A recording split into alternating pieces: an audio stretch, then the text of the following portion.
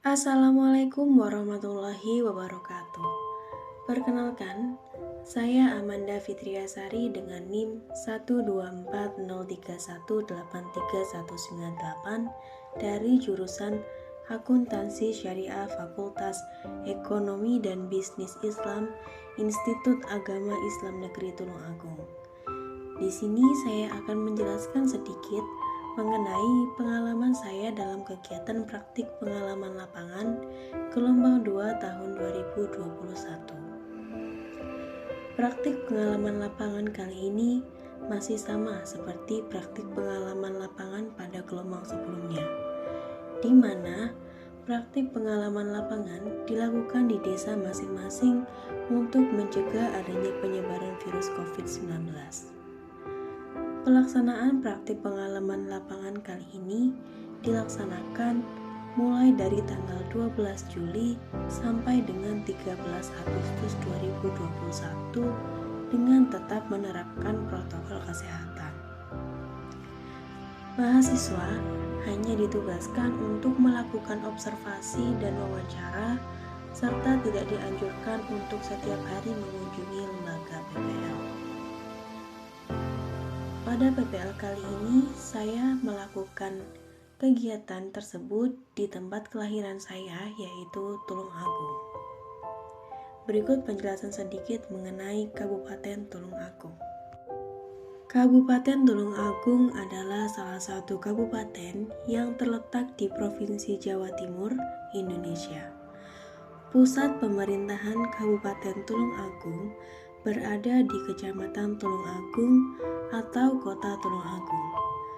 Tulungagung terkenal sebagai salah satu dari beberapa daerah penghasil marmer terbesar di Indonesia dan terletak 154 km barat daya Kota Surabaya, ibu kota Provinsi Jawa Timur. Tulungagung terkenal sebagai salah satu penghasil marmer terbesar di Indonesia yang bersumber di bagian selatan Tulungagung.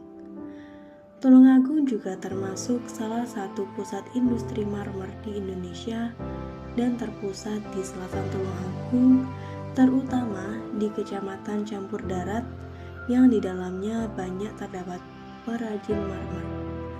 Sayangnya, saat ini marmer kualitas terbaik sudah habis. Aset marmer dari Tulungagung telah menembus pasar internasional. Di daerah yang sama juga terdapat industri onyx yang mempunyai kualitas mirip marmer. Selain industri marmer, di Tulungagung juga tumbuh dan berkembang berbagai industri kecil dan menengah, antara lain memproduksi alat-alat atau perkakas rumah tangga, batik, dan konveksi termasuk bordir. Di Kecamatan Ngunut terdapat industri batu bata dan genteng yang berkualitas. Di Kelurahan Sembung juga dikenal sebagai pusat industri kerupuk rambak. Sedangkan di bagian pegunungan utara, yakni Kecamatan Sendang, terdapat perusahaan air susu sapi perah dan teh. Industri perikanan dan gula merah juga Tulungagung tidak kalah. Ini telah dikenal secara nasional. Salah satunya pabrik gula Mojopanggung di Kecamatan Kauman. Selain memiliki bermacam-macam jenis industri, Tulungagung juga memiliki segudang usaha mikro kecil dan menengah yang berada di tiap daerah. Salah satunya usaha mikro kecil dan menengah yang kali ini menjadi objek penelitian saya dalam kegiatan praktik pengalaman lapangan, yaitu pada usaha mikro kecil dan menengah atau biasa kita sebut UMKM Mebel Mayora yang terletak di Desa Ringin Pitu, Kecamatan Kedungwaru, Kabupaten Tulungagung. Dengan judul laporan yang saya ambil yaitu pengaruh biaya bahan baku terhadap laba operasional di masa pandemi pada UMKM Mebel Mayora, Desa Ringin Pitu, Kecamatan Kedungwaru, Kabupaten Tulungagung. Berikut video mengenai UMKM Mebel Mayora yang terletak di Desa Ringin Pitu, Kecamatan Kedungwaru, Kabupaten Tulungagung. Usaha Mebel Mayora. Usaha Mebel Mayora terletak di Dusun Ringin Sari, RT 1 RW 11, Desa Ringin Pitu, Kecamatan Kedungwaru, Kabupaten Tulungagung. Usaha Mayora telah berdiri sejak tahun 1985 hingga saat ini, sehingga usaha tersebut telah berjalan selama 36 tahun lamanya. Usaha ini merupakan usaha yang dikelola oleh keluarga, dengan pendirinya adalah almarhum Bapak Musri. Pada tahun 2004, Bapak Musri telah wafat dan usaha dilanjutkan oleh anak-anak beliau, yaitu Bapak Sutoyo, Bapak Waras, dan Bapak Sutris. Untuk kegiatan operasionalnya dilakukan di rumah, mulai dari pemotongan kayu hingga proses pengecatan furnitur.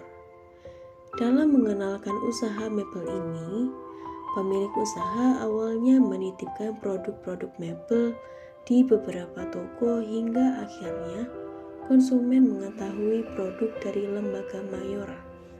Sehingga lambat laun UMKM Mebel Mayora memiliki pelanggan dan hanya melakukan pemasaran melalui mulut ke mulut. Produk usaha Mebel Mayora berkisar dari 175.000 sampai dengan 5 juta rupiah, di mana produk tersebut mempunyai kualitas masing-masing dan disesuaikan dengan pesanan pelanggan.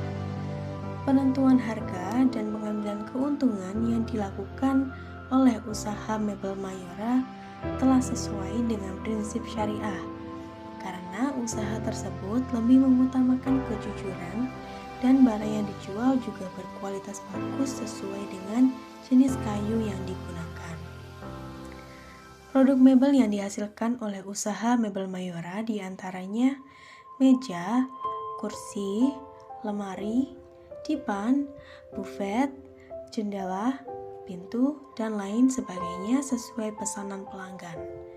Lembaga ini juga dapat memperbaiki furnitur yang rusak, warna yang memudar, mengganti busa pada sofa, atau yang lainnya. Harga yang diberikan juga terjangkau, sehingga usaha ini diminati oleh para konsumen. Di samping harga yang tidak terlalu mahal, pemilik usaha juga mempertahankan kualitas dari tiap produk yang dihasilkan. Jenis kayu yang kerap digunakan lembaga dalam proses pembuatan mebel adalah jati dan mahoni. Kayu jati dan mahoni memiliki banyak perbedaan di antara keduanya, baik warna maupun corak. Nah, sebenarnya apa sih perbedaan dari kedua kayu tersebut? Kayu jati biasanya memiliki warna kecoklatan dan coraknya yang cantik membuat kayu ini sangat diminati oleh pengusaha mebel. Kayu jati juga sangat kuat dan memiliki masa pakai yang cukup lama. Bahkan beberapa produk jati malah ada yang berumur ratusan tahun. Namun sayangnya, harga kayu jati lebih mahal daripada kayu lainnya. Jadi wajar saja kalau produk olahan kayu jati harganya sangat mahal. Sedangkan kayu mahoni memiliki kayu yang sangat keras dan berpori-pori kecil, membuatnya bisa digunakan untuk apapun, baik produk mebel ataupun alat musik. Kayu mahoni memiliki warna yang cantik, yaitu warna kemerahan, dan tekstur yang cantik juga walaupun tidak terlalu terlihat. Dibandingkan kayu jati, kayu mahoni memiliki harga yang lebih murah. Selama pandemi COVID-19 berlangsung, Bapak Sutoyo selaku pemilik usaha Mebel Mayora mengatakan bahwa masalah yang timbul akibat dampak adanya COVID-19 yaitu kendala dalam menghadapi kenaikan biaya bahan baku, menurunnya tingkat pesanan dari masyarakat, dan persentase margin yang juga ikut turun. Persentase margin yang diambil sebelum adanya pandemi adalah sebesar 30%. Namun, karena tingkat perekonomian masyarakat menurun akibat terdampak pandemi COVID-19, maka persentase laba yang diambil oleh lembaga selama pandemi juga ikut turun menjadi 20%. Dalam mengatasi kenaikan kasus corona, pemerintah terus berusaha, salah satunya dengan cara melakukan pemberlakuan pembatasan kegiatan masyarakat atau biasa kita sebut dengan PPKM.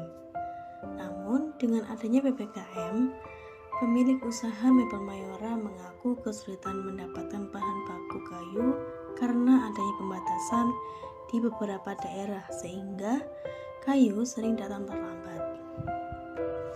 Dengan adanya kelangkaan bahan baku, hal tersebut menyebabkan biaya bahan baku naik. Demi usaha yang dijalankan tetap melakukan produksi, pemilik usaha tidak masalah dengan harga bahan baku yang lebih mahal dari biasanya. Perbedaan harga juga tidak terlalu tinggi, hanya 1.000 hingga 2.000 per lembar papan kayu dengan ukuran tebal 3 cm.